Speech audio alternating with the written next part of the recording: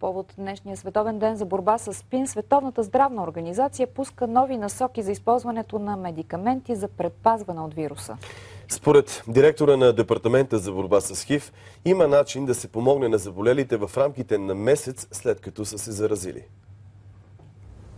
Според доктор Готфрид Хирншау, някой, който се е заразил случайно с вируса на ХИВ, има възможност да взима медикаменти, които да намалят вероятността той да се инфектира и да развие болестта. Насоките, които ще пуснем, в общи линии означават, че след заразяване с вируса на СПИН, човек може да се лекува, ако в продължение на 28 дни след предполагаемото заразяване той взима определени лекарства, има реална възможност да се намали риска от инфекция и то драстично. Според Световната организация, 1,5 милиона души са починали от СПИН през 2013 година, а около 35 милиона души продължават да живеят и да са преносители. През 2014 година броят на жертвите е намалял, както и броят на новите регистрирани случаи. По думите на доктор Хирншау е възможно да се сложи край на епидемията от СПИН, но само ако лечението и превенцията му се направят достъпни за по-голям брой хора по света.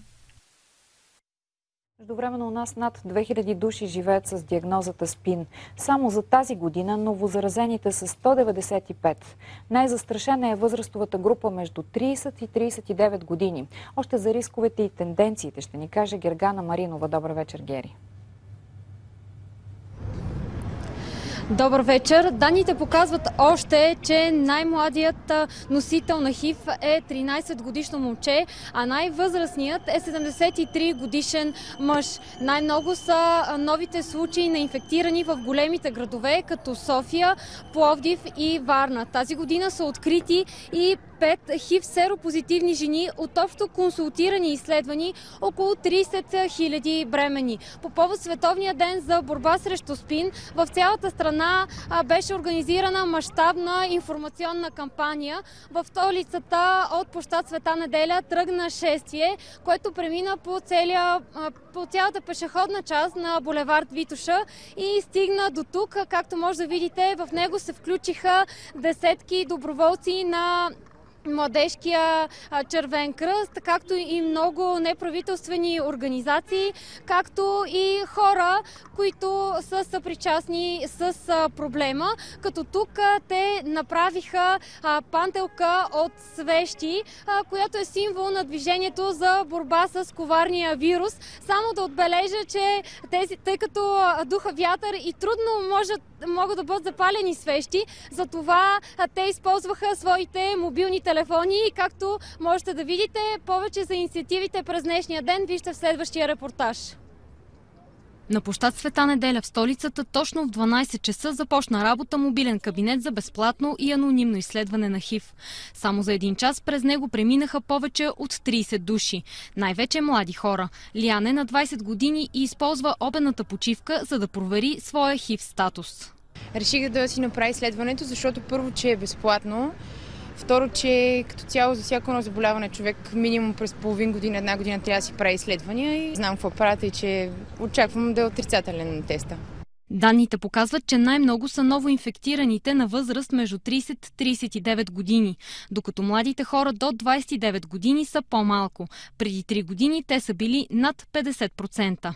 Запазва се тенденцията от последните 3 години броя на новоинфектираните мъже да е 4 пъти, а тази година е 4,3 пъти по-голям от броя на новоинфектираните жени. Данните показват още, че се увеличава броят на мъжете с ХИВ, които са имали сексуални контакти с други мъже, но са по-малко тези, които се заразяват чрез инжекционна употреба на наркотици.